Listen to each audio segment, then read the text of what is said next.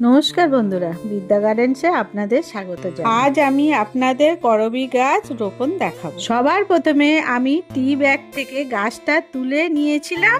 মাটি তৈরির জন্য আমি জৈব সার ও শিকড় আসার জন্য এক রকমের পাউডার দিয়ে ভালো করে মিক্সড করে নিচ্ছি।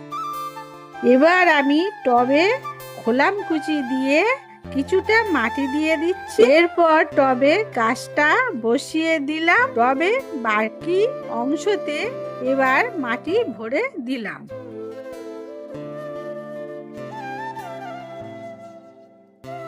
সব শেষে পরিমাণ মতো জল দিয়ে দিলাম।